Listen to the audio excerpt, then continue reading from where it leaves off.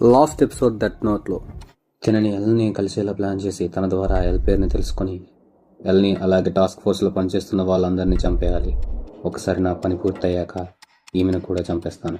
ఎందుకంటే కీరా ఎలా ఉంటాడో ఈమెకు తప్ప మరెవరికి తెలియదు. అలాగే కీరా గురించి తెలిసిన వాళ్ళెవరూ బ్రతకడానికి వీల్లేదు. నేను కీరాని వెతకడం ఆపేద్దామనుకుంటున్నాను. అలాగే నాకు సలహా ఇచ్చిన ఈ పోలీసులకు థ్యాంక్స్ చెప్తున్నాను. ఏది ఏమైనా కీరా అనుకునే ఈ ప్రపంచం సృష్టించడానికి నేను కూడా సహాయం చేస్తాను. సమయం వచ్చినప్పుడు కీరాయే నన్ను కలుస్తాడు. కీరా చంపుతా అనే క్రిమినల్స్ని నేను కూడా చంపుతాను. అలాగే నా శక్తులను ఎవరైతే ఈ పని చేయడానికి అర్హులో వారికి పంచుతాను. అలాంటి వారిని ప్రోత్సహించి ఈ కొత్త ప్రపంచాన్ని నిర్మిస్తాను.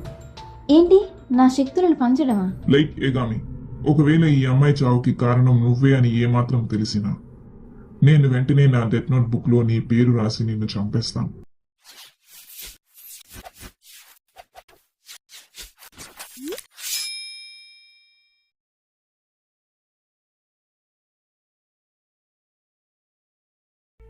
ఏంటి ఈమె ఇంత ఫేమసా? తినందరికీ తెలుసు కాబట్టి మా గురించి ఎవరికైనా తెలిస్తే ఆ తర్వాత ఏం జరుగుతుందో కూడా ఆలోచించలేకపోతున్నా. ఈమె వల్ల నాకు ఎప్పటికైనా ఇబ్బంది లేదు. ఇప్పుడు ఎలా అయినా మీసా ఆ కళను ఉపయోగించి ఎలా అయినా ఎల్ పేరును తెలుసుకుని చంపేయాలి. ఇక మరుసటి రోజు మీసా పంపే మెసేజ్ ఈ సాయంత్రం లోపు టీవీలో టెలికాస్ట్ చేయబడుతుంది. కాబట్టి ఆ సమయానికి ముందే నేను టాస్క్ ఫోర్స్కు చేరుకుంటే నేనే మొదటిగా ఎల్ రియాక్షన్ తెలుసుకోవచ్చు. కాలేజ్ అయిపోయాక లైట్ టాస్క్ ఫోర్స్కి చేరుకుంటాడు.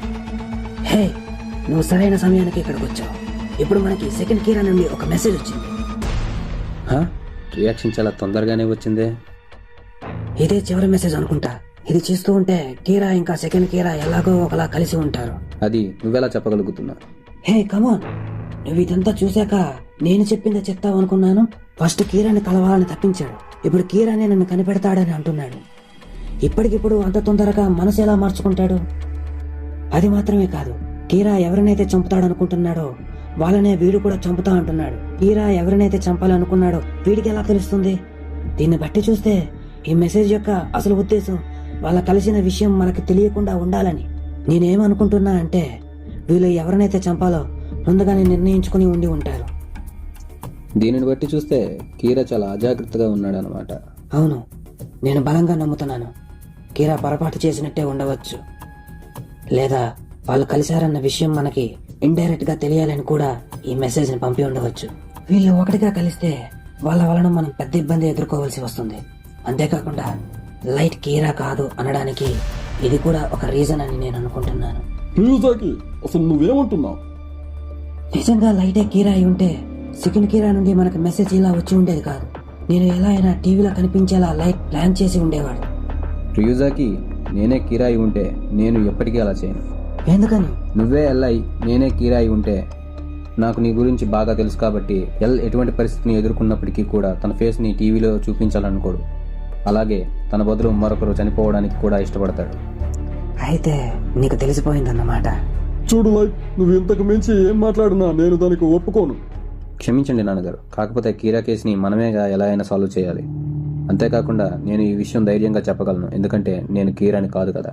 నువ్వు కీరావి కాకపోవచ్చు, కానీ నువ్వే కీరావి అయితే అది నాకు చాలా ఇబ్బందిగా ఉంటుంది. ఎందుకంటే ఇప్పటి వరకు నిన్ను తప్ప ఎవరిని జీవితంలో స్నేహితుడిగా భావించలేదు. నువ్వేం చెప్పాలనుకుంటున్నావో నాకు అర్థమైంది. మన ఇద్దరి ఆలోచనలు ఒకేలా ఉండడం వల్ల అనుకుంటా. అంతేకాకుండా ఒకే ఇన్స్టిట్యూట్లో చదువుతున్నాం కదా. అవును. ఫ్రెండా? ఒక మంచి ఫ్రెండా? ఇది వినడానికి చాలా బాగుంది కదా.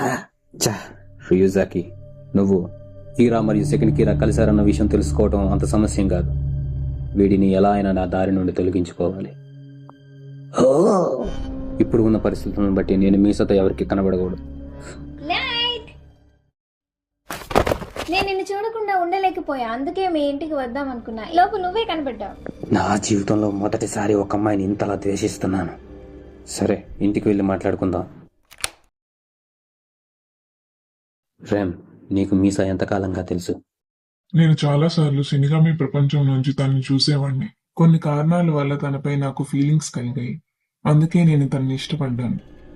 ఏంటి ఫీలింగ్సా? అసలు నువ్వు ఏం మాట్లాడుతున్నావు? నువ్వు ఒక షినిగామి. అయితే మీసా సంతోషమే నీ సంతోషం అంటావా? అవును, తను బాధపడకుండా ఉంటే నాకు అదే చాలు. నీకు తెలుసు మీసా నన్ను ప్రేమిస్తుందని. మీసా, నేను సంతోషంగా ఉంటే అది నీకు సంతోషాన్ని ఇస్తుందా? మీసా, ఎల్ని చంపమని రెమ్కి చెప్పవా? నీ సంతోషమే తనకు ముఖ్యమని రెమ్ చెప్పాడు. కానీ ఎల్ మనల్ని పట్టుకుంటే మనం సంతోషంగా ఉండలేం కదా. ఒక షినిగామి ఒక మనిషి పేరు మరొక మనిషికి చెప్పకూడదు, ఎందుకంటే అలా చేయటం నిషిద్ధం. కానీ ఒకరిని చంపకుండా ఆపడానికి షినిగామిలకి ఎటువంటి నిబంధనలు లేవు. అవును, నువ్వు కనుక ఎల్ని చంపేస్తే నేను మీసాని ప్రేమించడానికి ఎటువంటి ఇబ్బంది ఉండదు. అలాగే తను కూడా సంతోషంగా ఉంటుంది. కనుక నువ్వు ఈ పని చేస్తే నాకు నీ పైన గౌరవం పెరుగుతుంది. రెమ్, ప్లీజ్ మా కోసం ఈ పని చేస్తావా? నువ్వు కనుక ఈ పని చేస్తే మేమిద్దరం చాలా సంతోషంగా ఉంటాం.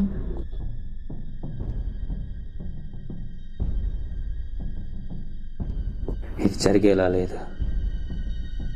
సరే, నువ్వు నాకు నచ్చకపోయినప్పటికీ కూడా నువ్వు చెప్పినట్టుగా నేను ఆ ఎల్ని చంపేస్తాను. దానివల్ల నీ ఆయుష్ పెరిగినా నాకు మాత్రం మరణం సంభవించదు.